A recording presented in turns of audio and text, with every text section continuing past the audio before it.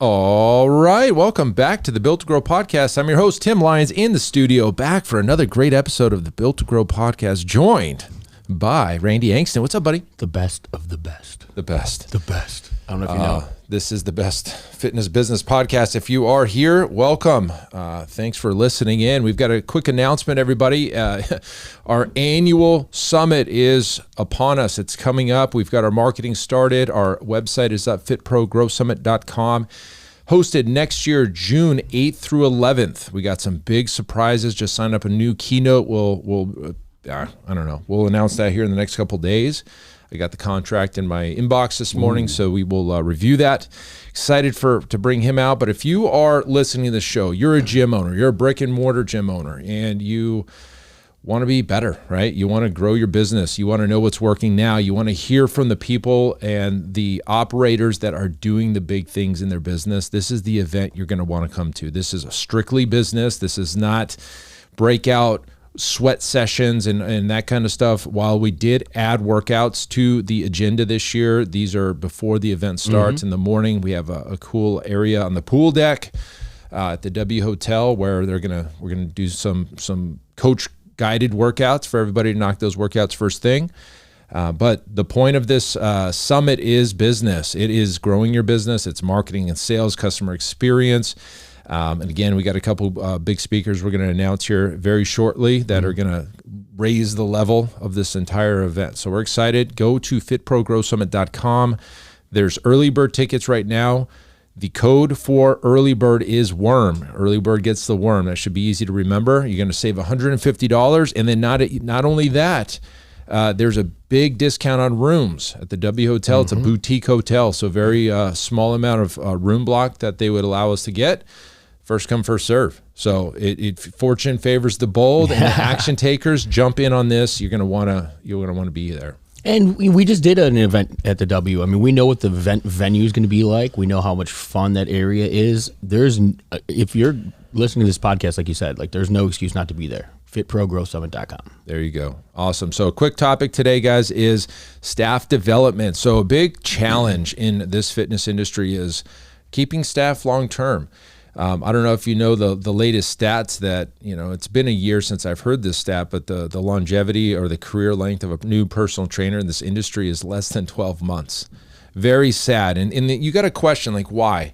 Why is it that trainers only last a year? They come into it, they get their certification, they're all gung-ho, and then in 12 months, they're into something else. Well, it probably takes into LA. They're all like models, and no, it's a tough place to be, right? And when we were talking about this topic ahead of time, there's not a lot of opportunity within a fitness business to naturally progress per se. It gets narrower towards the top. So once you're a trainer and you're great at what you do, is there a natural progression into another position, like a fitness director, GM role, manager role, or something like that? Or are you in that seat and you just kind of take the distance as far as you can? And at that point, what do? You just squeeze a few more bucks out of, the opportunity that you're in. But with that being said, there's a lot of things that as a business owner you can do to help develop the staff. That's not necessarily just, hey, let's go to this event and let's get some more continued education for the things that are going to deliver a result for my business. And I think that this industry, compared to other industries, I kind of see it lacking. I mean, there's a lot of continued education when it comes to movement patterns and kettlebell certifications and all that type of stuff. But like, what about the individual? Are you helping them develop better skill sets that make them, handle and manage business better, stress levels? Like there's so many different opportunities to develop an individual within a business. That does lead to a result. It's just not the same path that everybody assumes and sees. So the question becomes, well, you guys have heard this quote before. What happens if I train all my staff and they leave? And then the response to that, what if you don't train them and they stay? Like, right? It's like you have to develop your staff. So the question becomes, okay, does a trainer need that upward trajectory of their business path? Like, do they need to see role changes, title changes? Do they need that, or do they need more money, or do they need more responsibilities within the role? And that's only for you as a team to decide. I mean, there's disc assessments and personality quizzes that you can do with your staff to kind of see what their motivations are. Most trainers that I've done that disc assessment, they're high in the theoretical. Okay, what does that mean? That means they love the education. They love learning. And I think we both have a mutual friend, Deanna, they're heavy in education. Oh, yeah. They want to know that there's anything that comes up in the day that they're going to have a solution for. And that's just self-confidence in the role. And I think after years of doing it, you just kind of naturally know the responses like, hey, bum shoulder, here's the response. Oh, thyroid hormone issues, here's my response for that. And so coaches, and rightfully so, they want to feel like they're educated enough that they can respond to whatever comes at them. But then what happens? So they're there with you 2 years, 3 years, 4 years, and they're still the trainer. Maybe they're making more per hour. Maybe they have more responsibilities. But in a small business like ours, and probably like yours listening, there's what other role is there? There's a director, and then there's the owner. It's like, where can they really go? So then the question becomes, okay, don't do this, by the way. Don't create roles for no reason if the business doesn't need them, just to put your people into another career path. And don't go open another gym because you feel like you need to give these coaches a path. You have to be okay with coaches leaving. I think you should actually aim for that level of development, not to like hope that they leave, but who doesn't want the absolute best damn staff possible? Like everybody in that business qualifies as a GM type, understanding, and all of those things would be huge for any business. But the hard part is, I think there's a natural fear because there's a progression of, the trainer that develops their skill set, develops their client book within your business. Yeah. And then all of a sudden, boom, they're leaving and they take the client with them. Yeah, that's the tough part, right? You get nervous. Correct. That somebody's going to take off and take all your clients. But at the same time, you can't hold back on training those folks because, right, you've got a limited staff. So you're in this conundrum, right? And so I would say, listen, if you get 2 years out of a coach, that should be an accomplishment. I mean, it's sad that you can't have coaches for 5 years or 10 years. I mean, there's going to be coaches that stick around. Great. They have to love their role. Absolutely. They have to love what they do. And so the next kind of thing that you'd want to look at is the actual schedule, right? We've adjusted schedules plenty of times for the years, and we adjust schedules sometimes for the individual. If somebody has kids and they got to go pick up their kids in the afternoon and they just can only work mornings, fine. We'll make that work for them because why wouldn't we, right? If we can do it, right? Let's not be so rigid and they have to be here. Then they're just going to leave because they can't, it doesn't fulfill their life. The other thing is split shifts, guys. If you're still doing split shifts where a coach comes in 5, 6, 7, 8, 9 in the morning, they leave for the middle of the day and they come back at 3, 4, 5, 6, 7 in the afternoon, that's got a lifespan on the coach. Think about that. I mean, we really are strategic where we have a morning shift, afternoon shift. When you're done at noon, you're done for the day. Go live life, go run errands, go, do whatever else you're going to do in your day.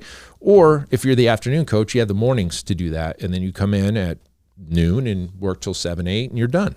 Yeah. And then some of that comes back to like, you can't expect somebody in your business to do something that you yourself wouldn't do, right? If could you imagine living that life where you have, 14, 15 hours a day that is dedicated to the job? The thing is, they would do it. The owners would do that. Well, by necessity, yeah, right. But the expectation sometimes, like they're just because we've done it that way doesn't mean that's the only way it can be done. And that's the thing is like there is a better way. And if you're looking to keep people longer, you have to see these things as opportunities for change, right? Like we've talked about a more career path style. Right. And there's something else to the conversation too, though. When you do those disc assessments and those personality tests, I would be hell-bent to believe that most of those individuals do not want to open a business.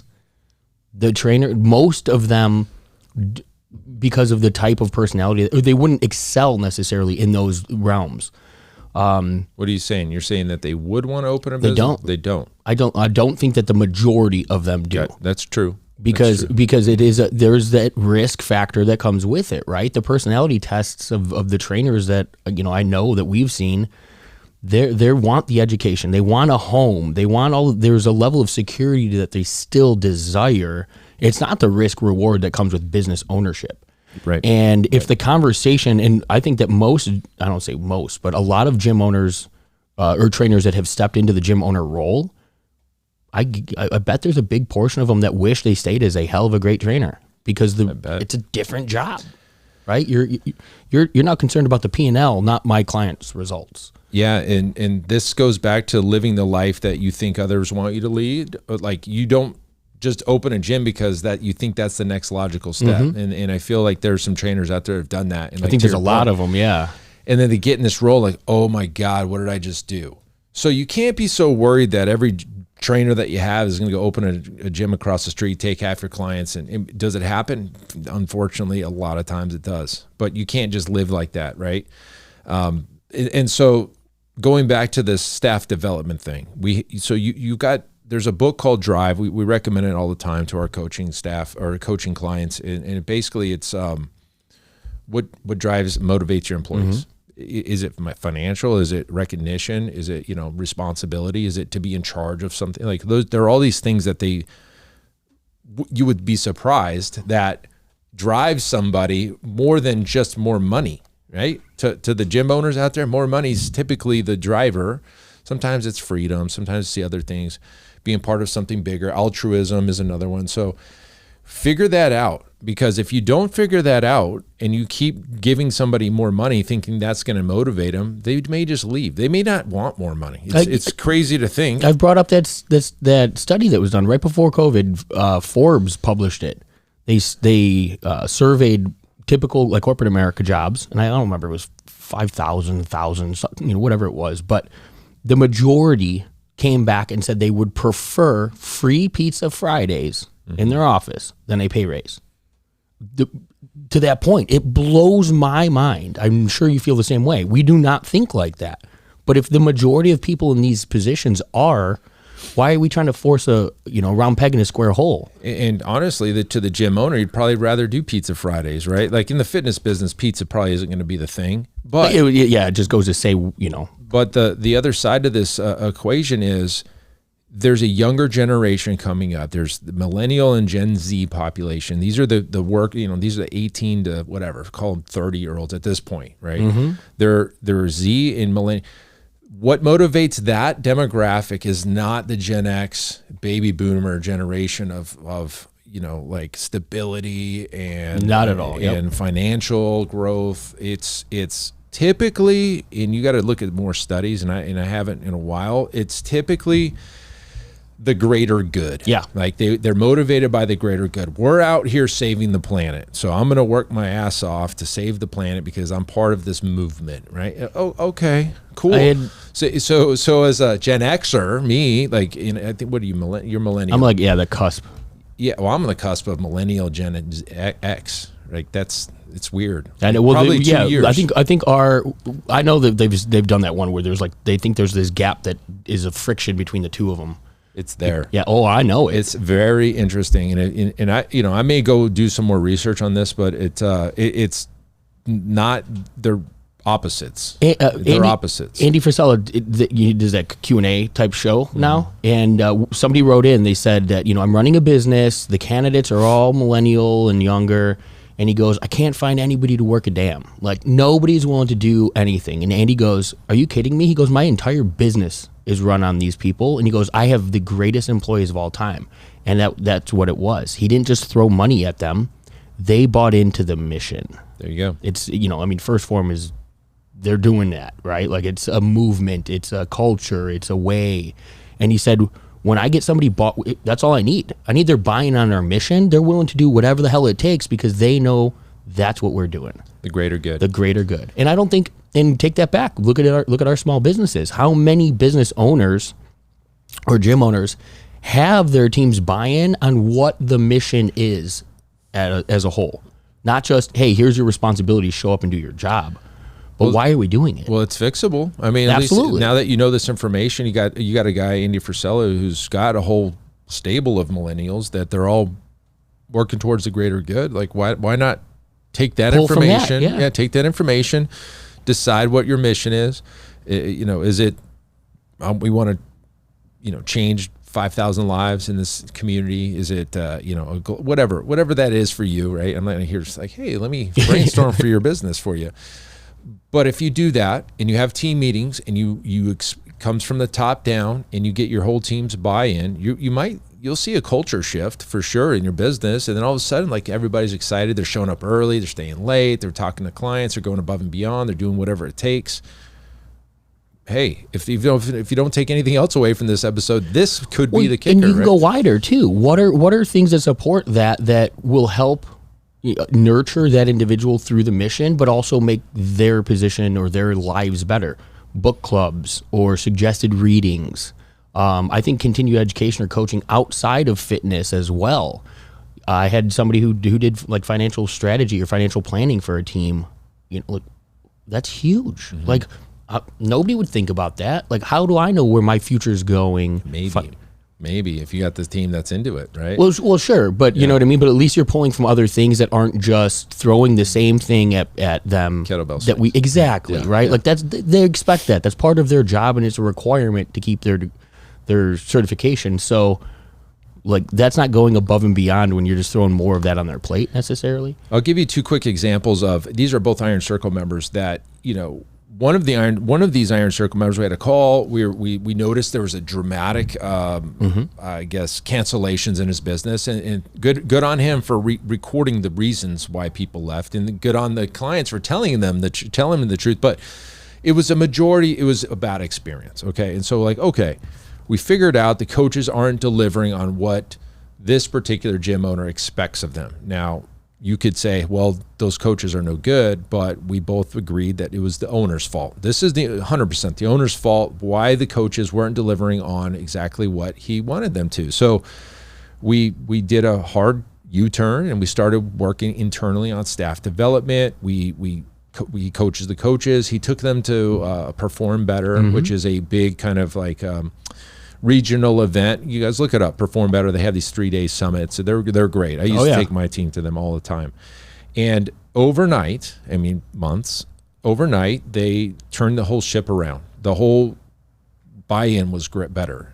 Another gym owner, another Iron Circle member who took his team to another growth summit. He's getting letters from his team or notes, like text messages. He shared it with everybody. Hey, I know how much you put in this business. Thank you for giving me an opportunity to do, push the mission along and all this stuff. A third gym owner, also an Iron Circle member. Here's a guy who did our coaching first.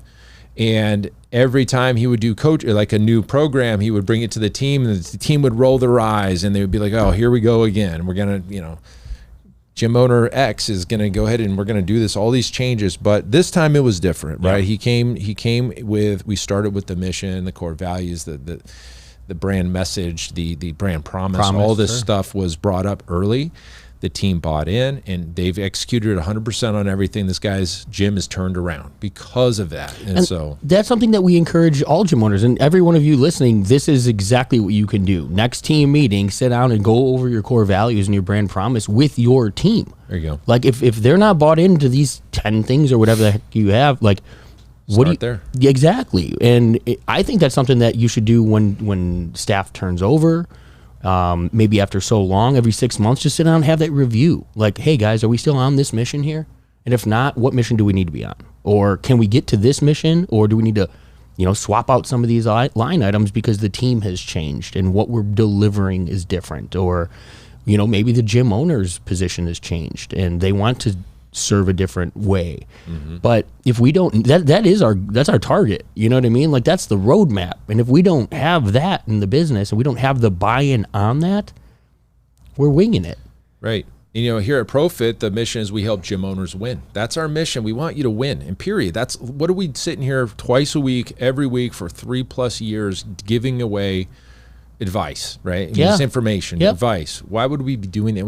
It's the buy-in, it's the mission, right? That's what we've put our flag in the ground. We said, this is what we want to do at ProFit. And I feel like we're accomplishing it because we're getting clients or gym owners, hey, best year ever, best month ever, best team ever, best this ever. And these aren't like 1 year businesses. These are 10, 12, 15 year businesses. Best month in 15 years. Thank you. You know, all that stuff. So I feel like we're accomplishing that. Hopefully you're listening and you're going to go take action, right? Like this is probably the easiest thing you can do. You're going into a new year. Decide the mission of the business, decide the core values. What's our brand promise? What do we want to accomplish? Bring it to the team, get feedback, add to it, take things away, team buy-in, and then now you'll be into 2023 on a new mission. I think it's great. And you nailed it right there. And that I think is going to be the big differentiator between having a boss and a leader. Bring them into the conversation. There you go. Yep. You know, like it's one thing to show up and, you know, you walk into a corporate America or a Starbucks or something and you get your first, you know, that job there and it's like, okay, here is who we are and this is what we do and you need to assimilate to this. Well, in a small business, when you got 4 team members, it is like a family. It's a community. If you're trying to provide that type of environment, they have to be part of the conversation. You know, everybody should have some portion of a say. Not saying, you know, take it away from what you as the business owner want, but listen, have that conversation, get to the core of really what the mission is. And that's where you get your buy-in. There you go. All right. So hopefully this helps you. I mean, you got a good action item on this one today. Go off and do the work. Hopefully that helps. Until next episode, keep changing lives. We'll see you on the next show. Bye. All right. And thank you for listening to that episode of the Built to Grow podcast, where we help gym owners win. Now, do you want to connect with me and other gym owners online? All you need to do is join our private Facebook group, Business Talk with Fitness Professionals. Just head on over to Facebook and type in Business Talk with Fitness Professionals. And when you do, we're going to give you our 10 marketing strategies 7-figure gym owners use to win. I look forward to seeing you in the next episode. Until then, keep building something great.